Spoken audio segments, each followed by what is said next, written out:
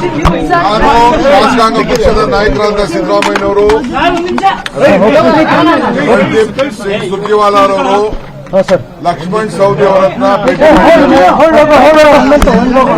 ನಮ್ಮ ಅವರ ಭೇಟಿ ನಮ್ಮ ಅವರ ಮಾತುಕತೆ ಸೌಹಾರ್ದವಾಗಿ ನಡೆದಿದೆ. ಅವರ ಗೌರವ, ಅವರ ಸ್ಥಾನಮಾನ, ಅವರು ಮಾಡಿದಂತ ಹೋರಾಟ ನಾವೆಲ್ಲ ಗಮನದಲ್ಲಿ ಇಟ್ಕೊಂಡಿದ್ದೇವೆ. ಇವತ್ತು ಲಕ್ಷ್ಮಣ್ ಸವದಿ ಅವರು ನಮ್ಮ ಕುಟುಂಬದ ಸದಸ್ಯರಾಗಲಿಕ್ಕೆ ಒಪ್ಪಿದ್ದಾರೆ, ಸ್ವಇಚ್ಛೆಯಿಂದ ಒಪ್ಪಿದ್ದಾರೆ. 4 ಗಂಟೆಗೆ ಅವರು ಸ್ಪೀಕರ್ನ ಭೇಟಿ ಮಾಡ್ತಾ ಇದ್ದಾರೆ, ಚೇರ್ಮನ್ ಭೇಟಿ ಮಾಡ್ತಾ ಇದ್ದಾರೆ. 4:15 ಗಂಟೆಗೆ ನಮ್ಮ ಕಾಂಗ್ರೆಸ್ ಕಚೇರಿ ಬಂದು ಅವರು ಪಕ್ಷಕ್ಕೆ ಕಾರ್ಯಕ್ರಮವನ್ನು ಇಟ್ಕೊಂಡಿದ್ದೇವೆ.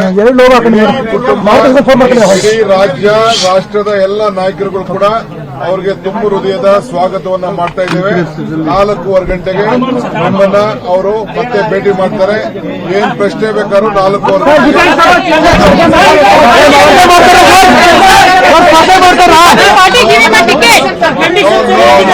No condition.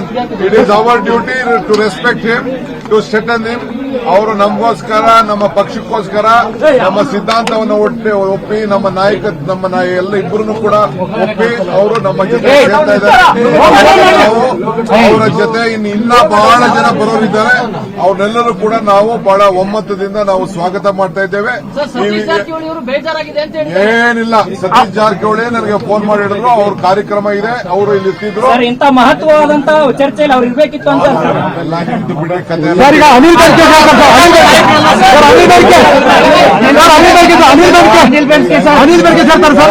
ಈಗ ನಮ್ಮ ಸಾಯಂಕಾಲ ಸಿದ್ದರಾಮಯ್ಯನವರು ಬಾಬಾ ಸಾಹೇಬ್ ಅಂಬೇಡ್ಕರ್ ಅವರ ಜನ್ಮದಿನ ಮುಗಿಸಿ ಬೆಳಗಾವಿಗೆ ಅವರು ಸೇರ್ಪಕ್ಕೆ ಕಾರ್ಯಕ್ರಮ ಇದೆ.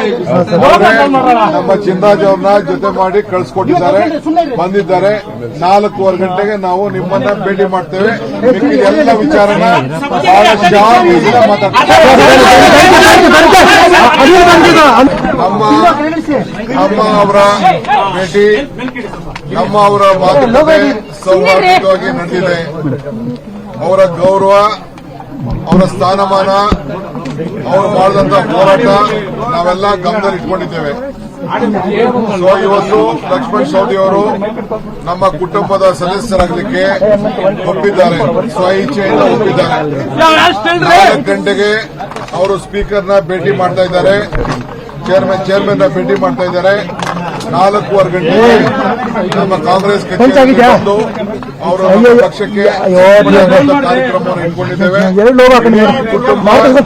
ಇಡೀ ರಾಜ್ಯ, ರಾಷ್ಟ್ರದ ಎಲ್ಲ ನಾಯಕರುಗಳು ಕೂಡ ಅವರಿಗೆ ತುಂಬು ಹೃದಯದ ಸ್ವಾಗತವನ್ನ ಮಾಡ್ತಾ ಇದ್ದೇವೆ.